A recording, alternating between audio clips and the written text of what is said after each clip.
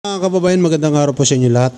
Ito si Senador Rapi Tulfo, napamura, napalintik dahil dito sa NIA,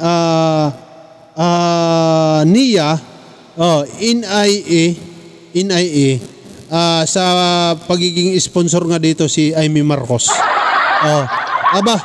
Nabuking po ni Senador Rapi Tulfo na ang ginawa po ng NIA, mga kababayan, yung ginagawa nilang irrigation ay halagang 5 million pesos.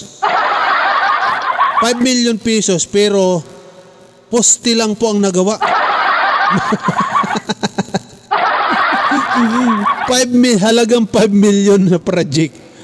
Poste lang yun natapos para pala si Digong. Hindi ko alam, mga kababayan, kung panahon po ito ni Digong. Siguro panahon ito ni Digong. Hula ko lang Hula ko lang. Kasi mga kababayan, sa panahon kasi ngayon ni Pangulong Bongbong Marcos, hindi yan mangyayari. Hindi yan mangyayari. 5 million tapos buhos lang yung nagawa mo. Pusti lang yung nagawa mo sa 5 million pesos na yan. Grabe, ang laki ng pira na yan. 5 million tapos poste lang yung nagawa nyo. Kaya mga kababayan, si Senador Rapi Tulfo nagpadala po dun sa area ng tao para videohan, picturean itong mga nagawa nila na poste na 5 million na po yun ang halaga. Mabuti sana yung poste kung kasing laki ng MRT. Putik poste lang ng Meralco. Ganun lang, 5 million na. Grabe, pakinggan natin mga kababayan, balitaktakan nila ni Amy Marcos. Pakinggan natin. I would like to show some slides. And this pertains to some projects. Okay, of NIA. Does the good sponsor or the people behind you, do they know what these projects are all about? Opo, kabisado natin yung balog-balog. Ilang dekada nang binibigyan ng pondo yan, di matapos-tapos po. Tama po. At ang masaklap po rito, taon-taon, kumukubra ng 261 million pesos ang NIA para sa maintenance nitong bulok na irrigation. Bulok na irrigation. Putik, at tagal-tagal na niya hindi matapos-tapos. To maintain ang isang bulok, inaamag, stop muna doon, na balog-balog project. Sus, maresip talaga. Pwede bang paki-explain po? Yari kayo ngayon, NIA. Panahon siguro ni PRR dito. Pinabayaan lang nila. Sinasabi ng NIA, sa pagkaalam nila, wala naman daw silang ginagastos na maintenance para sa balog-balog kasi nga wala pa naman nabubuong imbakan ng tubig. So saan po napupunta yung 261 million pesos kada taon na nababudget para sa maintenance nito? At ano pong balak ng NIA para sa proyektong ito? Pabayaan na lang ba natin mabulok to? Kasi dapat itong balog-balog multipurpose project, ito ay magbibigay ng patubig sa 34,410 hectares of agricultural land, which will benefit 23,000 farmers sa Tarlac. Tama. 50 years in the making. Hanggang ngayon, hindi pa rin matapos-tapos. Nung last hearing, if I remember, ang sabi ng NIA by 2027, matatapos na itong balog-balog. Fully completed na. And that was last year during a Blue Ribbon Committee hearing. Now, ang sabi din nila, 50% completion na raw. Completed na yung project. Now, nagpadala ako ng tao ko doon para magkaalamanan. And one of my staff went there at yan po yung nakita. May mga heavy equipment na nakatambay lamang doon, nakatenga at walang activity. Nako po. So, kung 2027 sinasabing matatapos, 2 years na lang. Wala pa wala nagagawa. akong activity. At nagtanong-tanong kami doon sa mga residente. Saan napupunta yung budget na yan? Galit na galit sila dahil meron daw minsan pumunta doon na inspector at after that, wala na. Grabe naman yan. Yes, tama po yan. Dahil ilang beses na yan na dekada-dekadang binibigyan ng pera, hindi matapos-tapos. Sangayon din pala dito si Amy Marcos, oh. Project, inire-restructure na ng NEDA ICC for an extension of project implementation hanggang 2028 kasi hindi nga matapos-tapos dahil ayon sa NIA, sa right-of-way issues sa DPWH, sabay ng gastos din daw nila sa personnel kasi may taong nagbabantay at nag-ooperate ng heavy equipment at hindi naman daw zero. Sa kabila ng reklamo nating lahat na hindi matapos-tapos itong dam na ito, sinasabi nila na meron silang 7,500 hectares na may irigasyon na. Okay. So, gumagastos po ang NIA para doon sa mga taong nagbabantay doon sa mga heavy equipment. Pumunta po yung tao ko doon at wala ko siya nakitang taong nagbabantay. Meron po mga nagbabantay doon, siguro yung mga langaw, ipis, daga, ahas. Yung pinagbabantay doon sa mga heavy equipment. Pero wala ko nakita ng isa kaluluwang tao. So, binabayaran po ba natin yung mga ipis doon, yung mga daga, yung mga ahas? Tayo dyan. Pinagdidiinan ng NIA na meron naman ng tao pagkat meron na rin daw irrigated area. Wala po. As a matter of fact, may Ipis at daga, binabayaran ng milyon-milyon. at yung tao ko po nag-survey for 2 days. At nag-interview po, barangay chairman, kagawad, SK, at mga residente doon. At sila nagsasabi, minsan lang daw may pumunta doon na taga-NIA, nag-inspect, nag-picture-picture, and then wala na. That was after na na-expose ko ito last year. That's correct. Ang pagkaintindi ko, if memory serves me right, inuna kasi yung diversion dam. At may konting na-irrigate, pero yung high dam na dapat talagang malaking infrastructure, kahit kailan di na umpisahan. O di kaya, uumpisahan sana na uudlot dahil sa right-of-way issues at kung ano-ano pang dahilan. Yun nga po Mr. President, Madam Sponsor, sinasabi nila nung una by 2027, Ngayon 2028 na po. 2028, baka next year 2020 na naman. Kaya nga, tawaran ng tawaran. Following year, gagawin ng 2029. So wala nang katapusan. So wala ako nakikitang movement or any development whatsoever dito sa Balog-Balog project na ito. So ano Kaya nga Sayang. napunta na sa NEDA, Balog-balog. kaya napunta na sa at i-restructure na yung project kasi nagiging kabulastugan na talaga eh. Naku po. At wala Aminado rin siya, Amy, Dekada, taon-taon mula ako naging congressman, linalagyan ng bilyon-bilyon yan. Naku po. Natatapos na yung baka ng tubig. correct?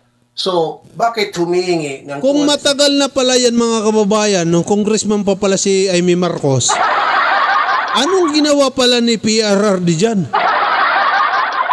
Anong ginawa mo dyan PRRD? Diba? Balog-balog project, taon-taon binibigyan ng bilyon-bilyon na pira pero hindi pala ginagawa. Saan napupunta yung bilyon-bilyon na yan? Alangan mapunta sa akin yan. Oh. Diba? Oh. Saan napupunta yung bilyon-bilyon na yan? Yung balog-balog project na yan. Bakit nakatiwangwang samantala taon-taon pala yan binibigyan ng bilyon-bilyon na halaga. Tapos hindi pala matapos-tapos. Anong nangyayari sa pundo na yan? Bakit hindi binabalik yan sa taong bayan? Diba? Oh. Mabuti na lang nandiyan yan si Senador Rapi Tulfo na expose yung mga ganito. Oh. Oh, matagal na pala yan baka panahon pa ni PRRD yan. Oo. Ngayon, sinisilip na ng administrasyon ni Pangulong Bongbong Marcos kasi baka naman may humaharang pa dyan. Oo. Oo. Sana naman pag nakarating kay Pangulong Bongbong Marcos yan, baka hindi nabigyan ng budget yan. Ay di nga kayo lahat dyan. Di ba? Oo. Total, hindi naman pala. Wala naman pala tao. Puro ipis, daga, ahas lang pala nandiyan dyan. Bakit bibigyan mo pa ng budget yan? Dapat, itigil na. Di ba? Itigil na yan. Hindi na dapat yan bigyan ng budget. Tama itong si Senador Rapi Tulfo, mga kababayan. Hindi na dapat binibigyan ng budget yan. Dapat makarating po kay Pangulong Bongbong Marcos yan. Di ba? Di ba? Kasi mga kababayan, lumalala po yung mga project na yan. Tapos wala rin naman pala nangyayari. Di ba? Wala rin naman pala nangyayari. Kaya at ito ang maganda, ito maganda. Si Senador sponsor na si Amy Marcos sang-ayon dito kay Senador Rapi Tulfo na dapat talaga wag na bigyan ng budget yan. Kasi hindi naman pala gumagalaw yan. Panahon pa raw yan ni PRRD. Na iniwan ni PRRD na katiwangwang tapos kumukubra sila ng budget. Dyan sa balog-balog na yan. Grabe naman, mahiyahiya naman kayo. Tapos ngayon, isisisi nyo sa administrasyon ni Pangulong Bongbong Marcos, kayo pala may kasalanan dyan. Di ba? Nakakahiya naman. Nakakahiya naman sa inyo. Sisi kayo ng sisi. Tingnan mo sa kasisisi nyo. Lahat kayo, wala na mga buhok. Di ba? Diba? Kaya nga mga kababayan kaya mabuti na lang talaga nandito si Pangulong Bongbong Marcos, mabuti na lang nandiyan dyan. Kasi dahil sa pagharang ni Pangulong Bongbong Marcos dito, kaya siguro napasalita na. Nakapagsalita na po itong si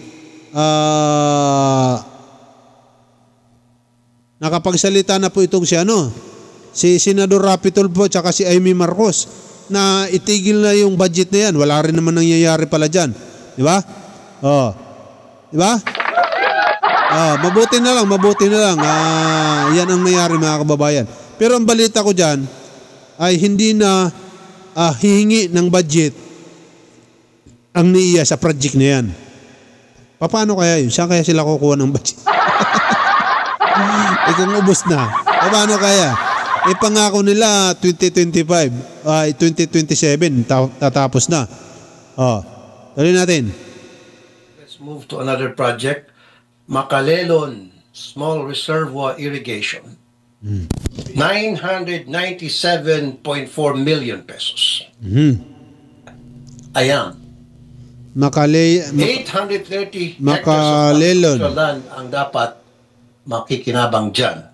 700 farmers dapat ang beneficiaries. Anong nangyari dyan? Ayan ang 1 bilyong halaga ng irrigation project. Bilyon na naman. Bulok. Grabe, bulok na naman. Huwag niyo sabihin na nagpadala po kayo ng mga tao niyo at nagbago na yan because November 7 lang po yan. Nako po. This year. Bulok nga, wala. Hindi man lang Ang naayos. nakalista dito na report ay nasa 77.53 accomplishment na. Pero kita naman natin, hindi pa talaga tapos. Correct. At again, Si Amy Marcos. mga barangay officials, Si Amy Marcos. presidente, Naiinis na rin dito. Ko na po sila. Nagmumura po sila sa galit dahil pinagloloko lang daw po sila. Kasi sila ang recipient dapat dyan. Nako po, pag nakarating kay Pangulong Bongbong Marcos yan, yari na naman kayo dyan. Yan wala talaga. Pero mo, bilyon-bilyon ang halaga mga kababayan. November Bilyon-bilyon ang halaga mga kababayan ng project na yan, bilyon-bilyon. Pero kahit buhangin, wala. Kahit buhangin, wala. Kawawa, Kawawang nilalang, taong bayang, kawawa. Ang kumikita lang, yung nakaraan administrasyon.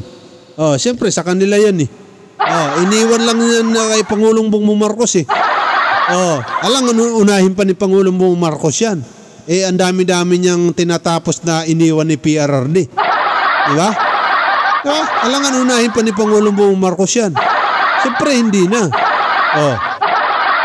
Di ba? Oh, ang daming MRT7, daming subway. Oh, yung iba accomplishment na, tapos na.